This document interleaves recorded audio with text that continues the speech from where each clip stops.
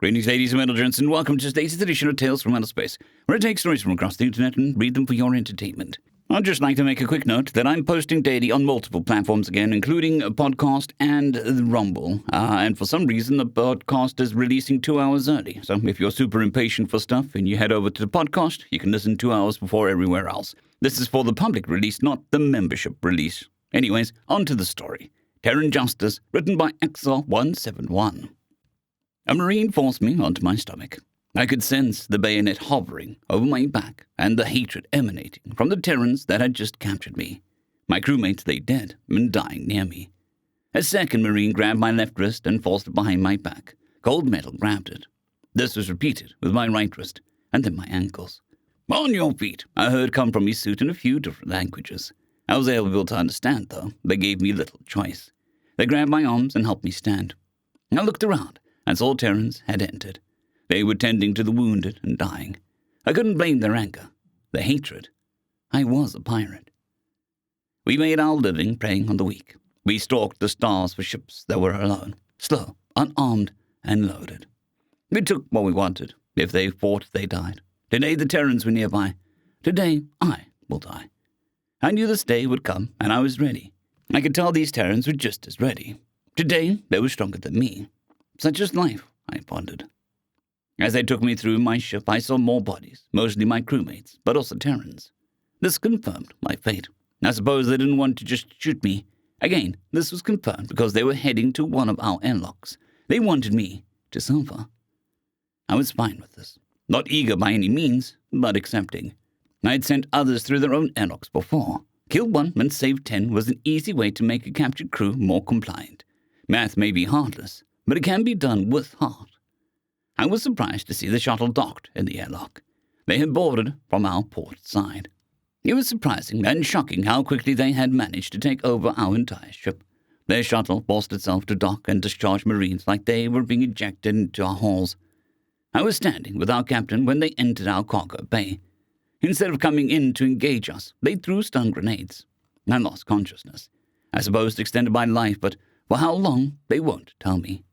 The sight of my captain dead will never leave me. I don't know if he withstood the blast or fired blindly and was killed without seeing his enemy. He'd been shot many times and stabbed with multiple bayonets. I could barely recognize him. I'm secured into a chair, and my guards never take their bayonets too far from me. I can only speculate my death must be more public. I feel the shuttle detach and accelerate. I look at the cockpit and see the Terran warship getting bigger.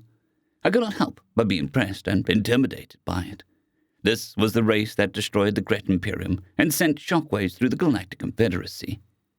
I could see the rage smoldering beneath its very design, a design that stalked space better than us, a design that screamed into the void, "No more!" I was screwed. The shuttle docked and the hatch opened. More Marines were waiting. Their bayonets did not have blood on them, but I could sense that they were ready for it. I was released from my chair. The taller Marine pointed to the hatch. I got up and walked, while the others followed behind me, bayonet ready. The two that met us led the way. I had never seen inside of a Terran vessel, not even their freighters. We tried to give them a wide berth. Others had tried before. Sometimes they won, but never for long. Any pirate vessels that attacked a Terran flagship was hunted down without mercy. A number of international incidents had been recorded from the Terrans following them from inside the borders of other nations. The Terran Republic was small compared to many powers of the Galactic Confederacy. It was powerful enough to shrug off the anger from violating the borders of its neighbors. The ship surprised me. I'd halfway expected to see its masterwork of art. Instead, the corridors were small and cramped with storage compartments on each side. Wiring and cabling was exposed. Airtight doors spaced every 20 or so paces. This ship was built to be brutally efficient. My current situation a testament to that. I'm brought into a room. I recognize the brig anyway.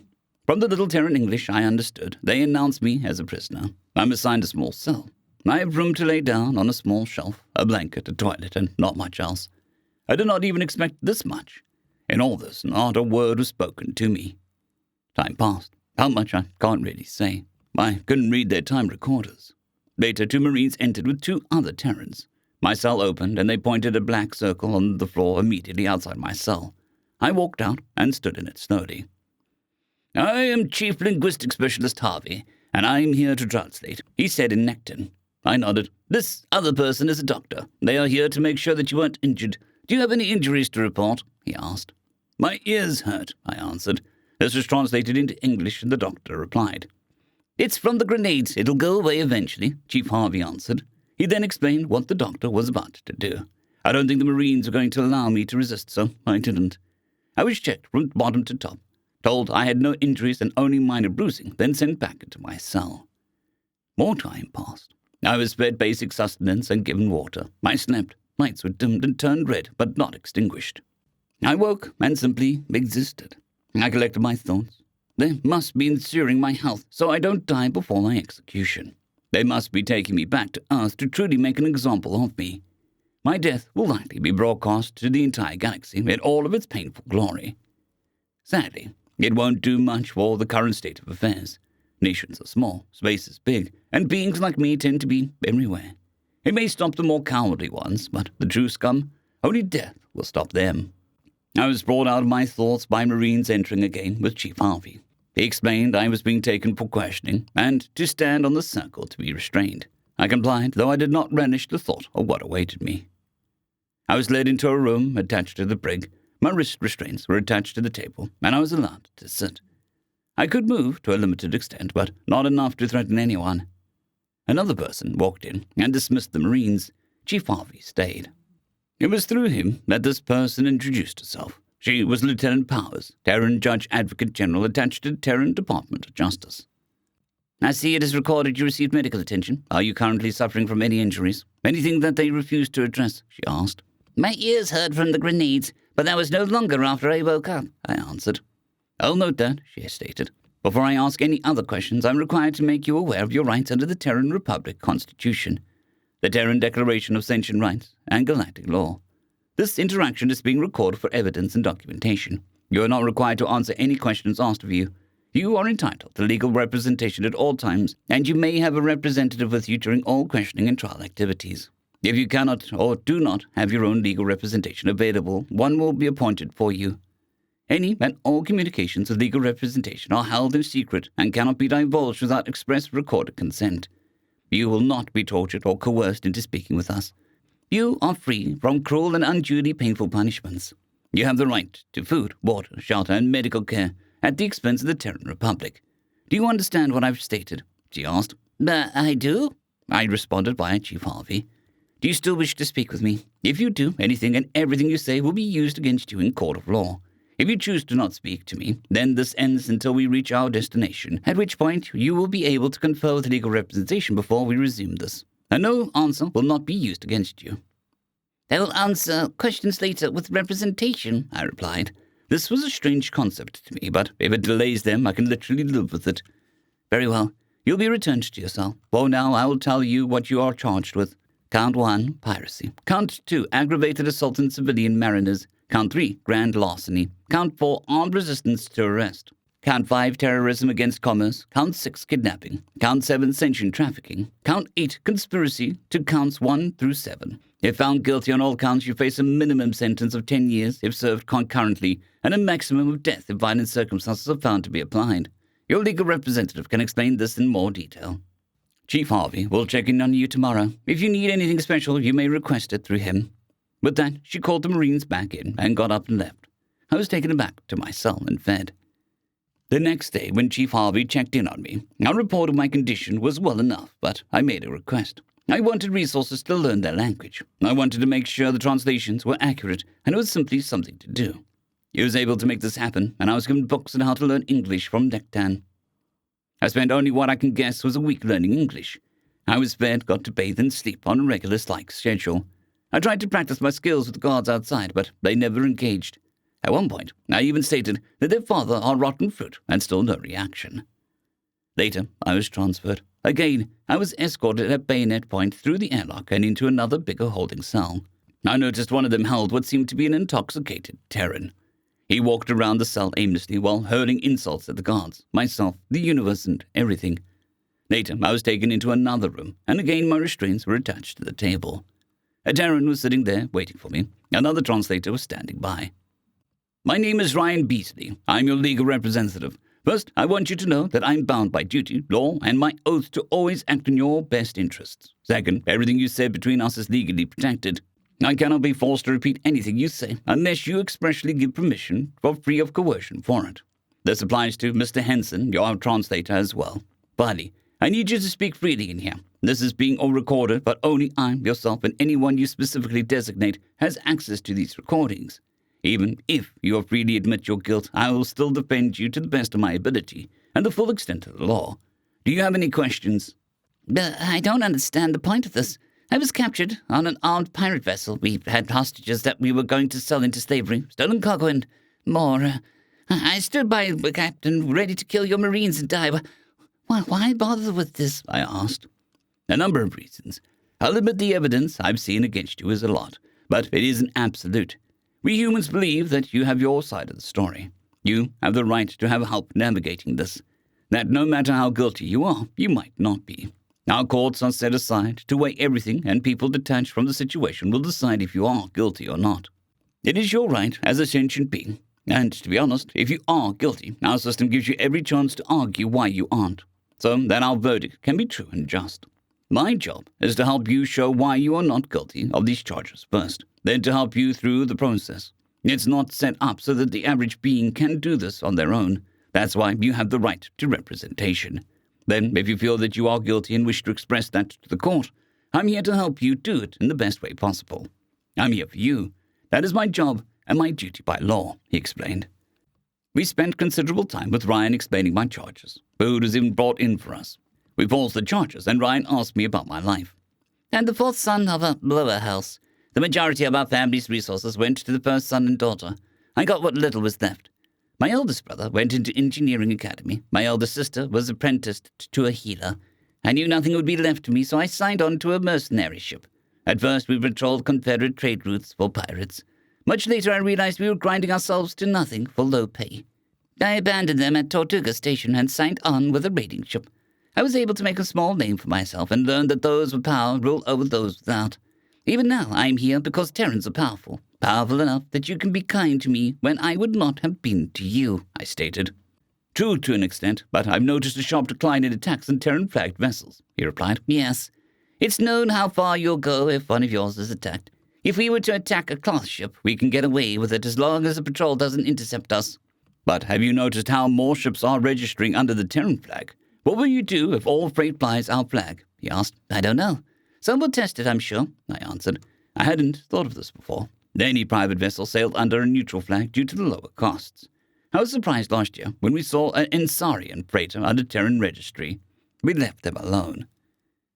We finished eating and went back to discussing my charges. I vehemently disagreed with being charged with resisting when I was incapacitated by a stun grenade. It doesn't matter. I'll get you a copy of the helmet footage, but you were armed with a weapon, ready to fire when stunned. Legally, that's resisting. We might be able to plead that charge away, though, Ryan stated. We continued to discuss the charges and form a strategy to the point that we had another meal served. By the point that we both grew fatigued, we had the beginnings of a strategy formed. When I was returned to my cell, I felt something odd. Hope. Rationally, I was guilty, but was I legally? We only had to convince one person on a jury that I may not be. If that happened, I would be released and I might be on another crew in a couple months.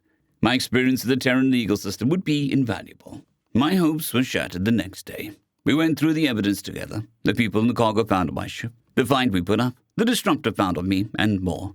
I was going to die. This isn't good. We can still fight this. You said that you get no support from your family. Maybe we can use that, Ryan pondered aloud. I don't understand. By your own language, I'm scum. I did horrible things. I sold sentient beings into slavery. Something I've heard you take special offense to. Why are you defending me? I asked. It's my duty. I defend you no matter what. I have a counterpart, a prosecutor, who will attack you in the strictly legal sense. Then a jury detached from us all decides your guilt or not. A judge, impartial, ensures fairness. This is important to us. If you truly are guilty, then we can rest assured justice was served. If not, then hopefully we can do a good enough job to convince others. You have rights. You may have denied rights to others in the past, but you still have rights. Our system is designed to respect that, Ryan stated. What if I wish to express my guilt and accept death? You may plead guilty. You'll likely not be sentenced to death, though. You will very likely be imprisoned. We can negotiate that with the prosecution if you wish, but you have rights." We argued back and forth, which included having a translator translate everything into basic terms of my language. I wondered if this was part of my punishment.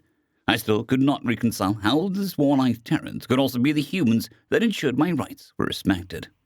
Later, we met with the prosecutor. Brian told me to remain silent for most questions, which I did. I must admit, I took pleasure in hindering them slightly. Later yet, we went into court. I was to be arraigned. Ryan met me privately beforehand. Wanted to make sure I wanted to fight this still. I did, and entered a plea of not guilty. The judge again verified that my rights had been respected, my health, and even asked about my culture.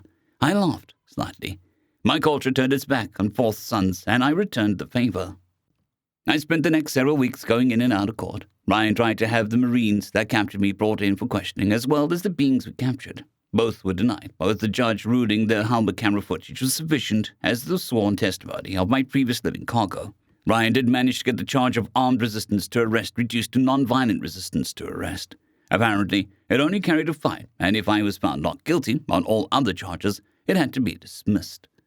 In a strange way, I suppose I was grateful for the effectiveness of stun grenades. Ryan argued vigorously about the tiniest details of the evidence introduced against me, even demanding that the checksum values of the camera footage be verified by his team. As I learned more about their legal system, I was surprised to find that both sides, my defender and prosecutor, were equally funded, and lawyers rotated from each role regularly. When it was time to impanel a jury again, I saw Ryan go to work. Out of a pool of 100, 25 were excused due to prior pirate encounters as civilians or from military experience. Several more because people close to them had been affected. The prosecutor dismissed several when they stated that they would refuse to vote for guilt in any capital case. I was reminded of the stakes, and what hope I had been developing was quashed. "Do you wish to testify?" Ryan asked me. I believe so. I think there would be some benefit for me getting context to my life," I responded. "I disagree. To be clear, it is your right under the law to speak for your behalf and tell your story in your own words. But I remind you, everything you say can and will be used against you by the prosecution. You once served on a mercenary vessel doing anti-piracy operations. How many bodies did you see ravaged by explosive decompression?" A lot," I answered. Ryan then continued. "Exactly. You saw what pirates did, and then made a conscious choice to join them and inflict it on others. I think a jury, hearing about how a fourth son can help, but also hearing the exploits of the airlocker will do a lot more harm. You also have a right to remain silent. I think you need to exercise that right." "I suppose I shall remain silent. What, then, is our next move?" I asked. "I asked someone from the Necton Embassy to provide testimony in conditions of your family lives. It is my hope that they can provide context as to why you ended up in such a life as yours. That way the jury can hear a story similar to yours without you being cross-examined," he explained. I felt hope returning at hearing this plan. The jury of mostly humans did hear about how first sons and daughters are showered with resources. Second children are provided for well should the first son or daughter die. Third and fourth children are given the family name, some food and shelter, and little else. Family ties are very important to humans, I learned, and this likely earned me some sympathy. "Your Honor, the defense rests," Ryan stated to the judge. "Very well. I assume the prosecution is ready," the judge asked. "Yes, ma'am, we are," he answered. "Very well. Let's take an hour for lunch, and you may begin." The judge banged on a small hammer, and I was taken to a holding cell and fed. The next several days consisted of me having to watch camera footage from the Marines that captured me.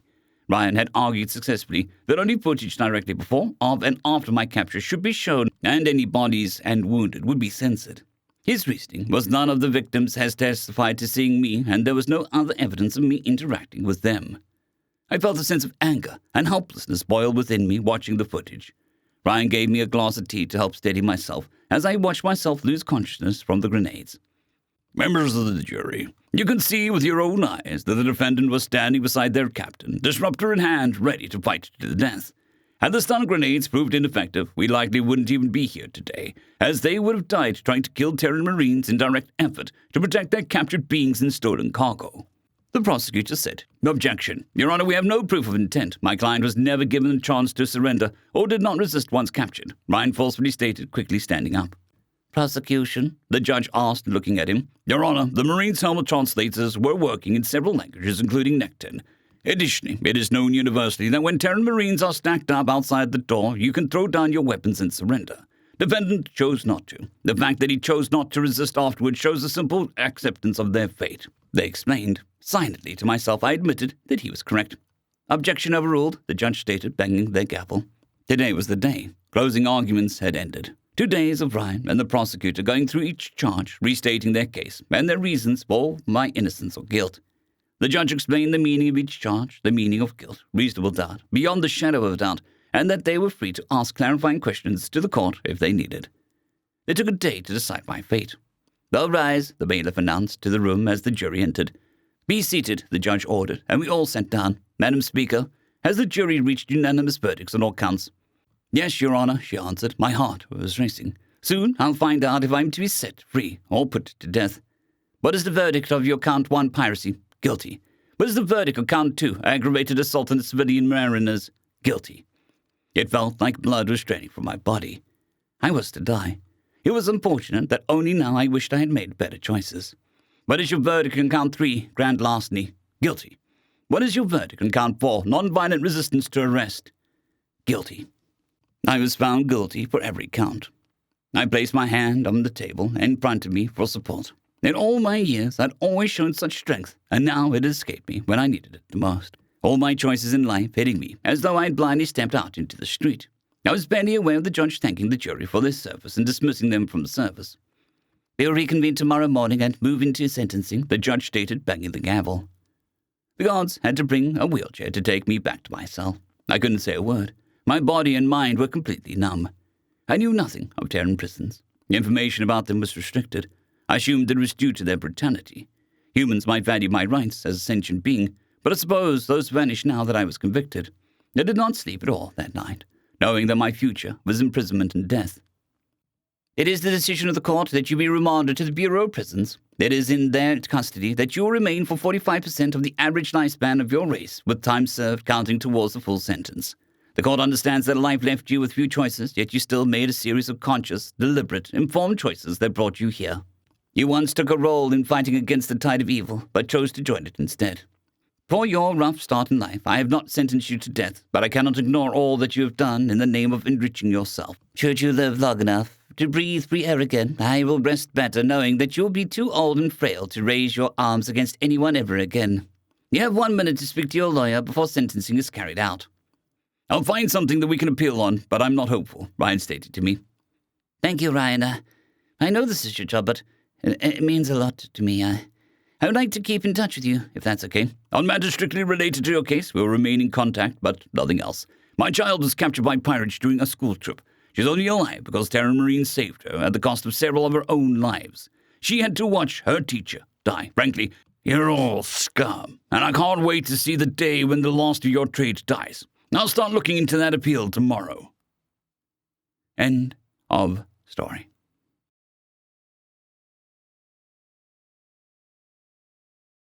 I'd greatly like to thank our Tier 5 channel members, Casper Arnholt, John Creighton, Manatharia, 050, Dragzoon WRE, and Elijah Silvercross. Thank you very much.